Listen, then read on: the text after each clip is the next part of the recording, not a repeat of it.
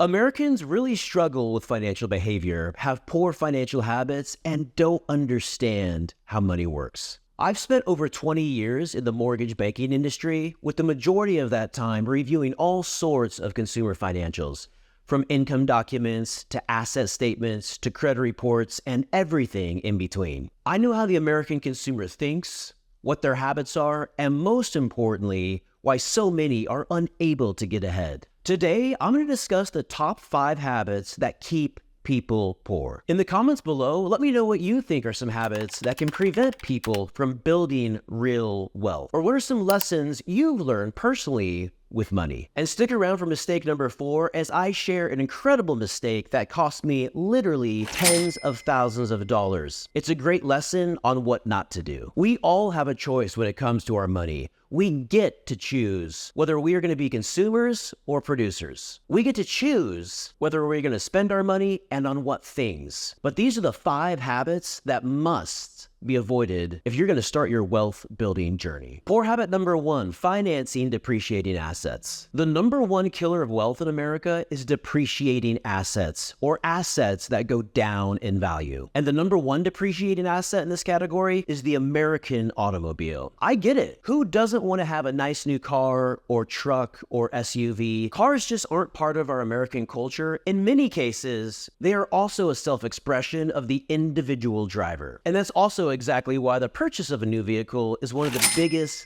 thieves of wealth, because the act of financing a new car keeps the individual driver poor, no matter how good they look. Did you know new cars will lose up to 60 to 70% of their value within the first 5 years? And the moment you drive a new car off the lot, it's going to lose 20% of its value immediately. I mean, think about that. Say, for example, you purchase a new car for $70,000. The day that you drive it off the lot, you would literally lose $14,000. And after 5 years, that same vehicle that you paid $70,000 for would likely only be worth $20,000 to $30,000. And we haven't even gotten to the worst part yet: financing a depreciating asset. Purchasing and especially financing a depreciating asset is a destroyer of building wealth, because not only is the underlying asset going to lose most of its value within a very short period of time, as we just discussed, but you're now also paying interest and making payments on something that is rapidly losing its value. Now, when it comes to the financing terms, here is what happens and here is how the game is played. Consumers often take the bait of what appears to be favorable financing terms without realizing they're walking right into a financial trap. For example, when auto lenders offer 5% or 3% or even 0% APR at a new car purchase, that can sound very appealing, but it's problematic for 2 reasons. Reason number 1, it isn't an interest rate problem, it's a cash flow problem, and cash flow problems are really opportunity cost problems. The average new car payment is over $700 a month for 7 years. Just imagine all the different things that you could do with $700 a month for 7 years. This money is going to be going out of your pocket, but what if it was going into your pocket, or you could use it to invest or save for a down payment on an investment property, or so many other positive, productive things? It's a huge opportunity cost. Mistake number 2 is going over budget. Auto companies advertise the incredible financing terms, knowing that most of the time the consumer will spend 2 or 3 times the amount of their original budget. I was only planning on spending $25,000 on a pre-owned vehicle, but I decided to buy a new car because I got 0%. Oh, and it did cost $75,000 more, and my payment's $1,100, but I got that 0%. Here's the lesson with depreciating assets. Avoid financing depreciating assets because they will steal your monthly cash flow. You're paying interest on something that's going to be going down in value at a rapid rate, and you won't have the ability to take advantage of other opportunities as they come up or invest your earned income. Poor habit number 2 is the mismanagement of credit. When a consumer doesn't manage their credit cards correctly or have the necessary resources to utilize them in a responsible manner, their individual score is going to suffer. And when the score goes down, what that really means is that interest rates, payments, and costs for new credit are going to be going up. Folks with poor credit literally pay more for the exact same things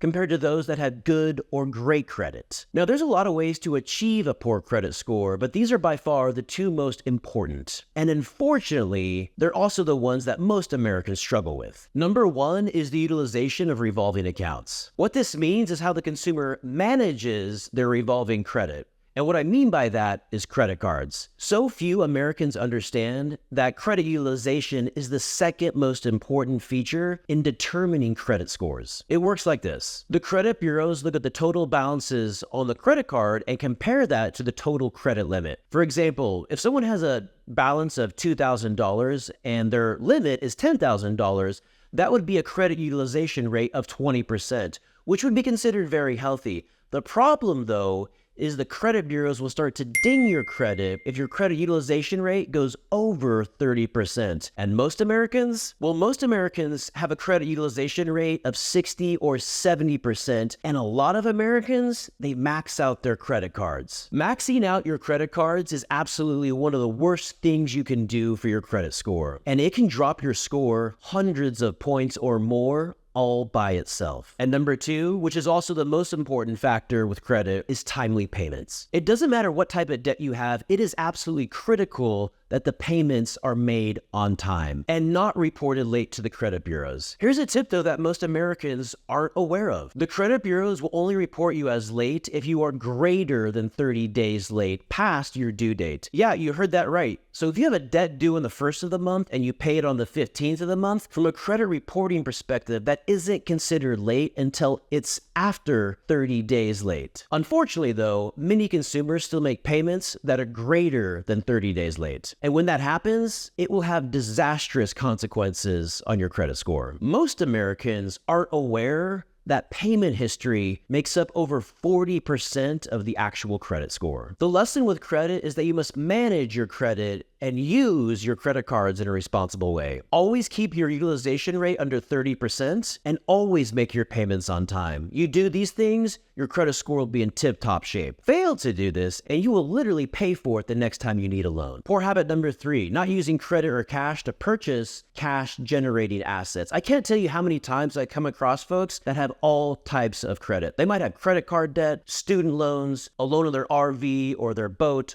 auto loans, and a lot of times the sums of all this debt is tens or even hundreds of thousands of dollars, but they have no debt on real estate, the good kind of debt. Now, you might already know this, but there's two types of debts. There's good debt and there's bad debt. Bad debt means that the debt is tied to an asset that is going to be going down in value. As we talked about earlier, auto loans are considered bad debt because the debt is secured to an asset that is going to go down in value. Remember, most brand new vehicles will lose 60 to 70% of their value in the first 5 years. Also, bad debt doesn't produce any cash flow. When you finance a vehicle or bad debt, it's not putting money into your pocket, it's taking money out of your pocket, and that's why it's considered a liability. Good debt is debt that is tied to an asset that's going to go up in value or produce cash flow. My favorite type of good debt is real estate. A mortgage on a residential rental property is debt that is secure to an asset that is going to go up in value and also produce monthly cash flow and pay for itself. I see a lot of consumers out there with all types of bad debt, but no good debt. My take? I personally will never use any debt to finance anything that goes down in value. When I buy a vehicle, I will always buy pre-owned and I will never take out a loan. I make sure to pay off my credit card every month. I never let my credit card balances go over 30% of my limit or pay any interest. These are all part of my personal financial rules and I won't make any exceptions to these. Here's the lesson. Avoid bad debt at all costs and learn how to invest in real assets that are going to go up in value and produce cash flow. And then start creating a list of do's and don'ts. Create some boundaries with your money, things that you will do every single month, and rules that you will never break. And also create rules that you will never do with your money. This will help a lot, and it will also give you a lot of confidence. Hey friends, if you are getting any value from this video, please hit that like button. And if financial literacy is something you want to learn more about, or if you want to share what you have learned and what you are doing, I'd like to extend you an invitation to join our community by subscribing. Remember, financial literacy isn't taught and it isn't valued in our education system at all. So it's up to us to learn, to grow, to share, and to build together. So please subscribe, join this community, and share this video. I want to hear from you. Your voice matters.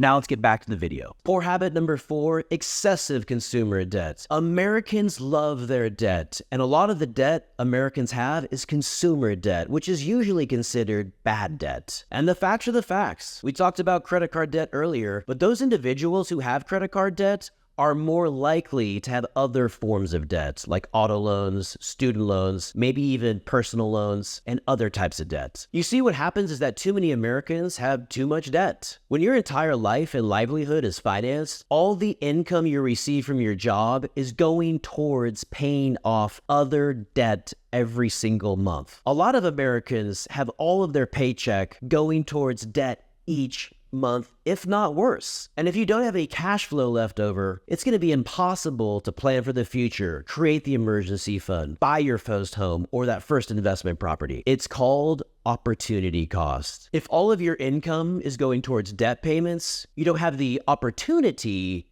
to do anything else. Here's the lesson. Don't over leverage yourself and do everything that you can to stay away from bad consumer debt. And here's my mistake, and this was a huge mistake that cost me tens of thousands of dollars about 10 years ago. My wife and I at the time decided to start our own business, which was a women's shoe accessory. The problem though is that we didn't have any cash available, so I decided to take a cash advance on all of my credit cards.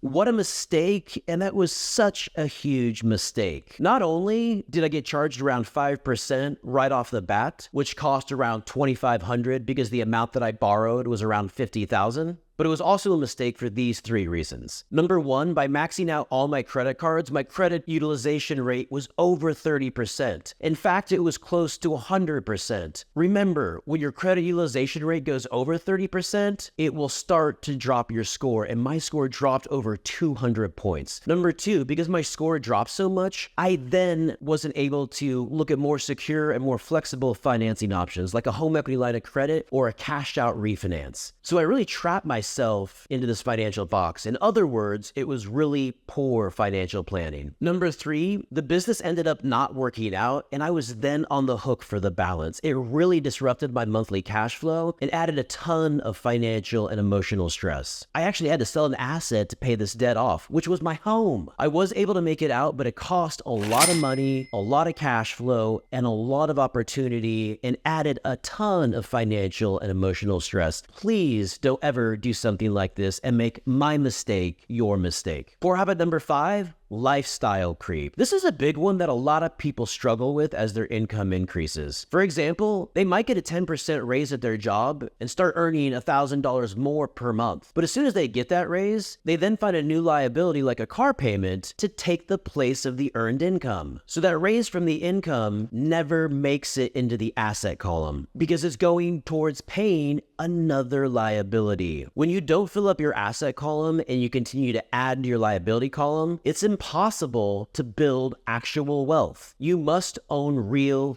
tangible assets. And I've seen this time and time and time again. Folks buy new things, finance new things, upgrade their housing, and despite earning 2 or 3 times the income from what they were earning just a couple years prior, they now just have more payments on more things and fake assets. And unfortunately, this financial behavior is what prevents them from being able to build wealth and keeps them poor. So here's a wrap. First, you need to learn what toxic poor habits to avoid, and then you can focus on what positive, wealthy habits to focus on. This is Ben Adams with American Money 101.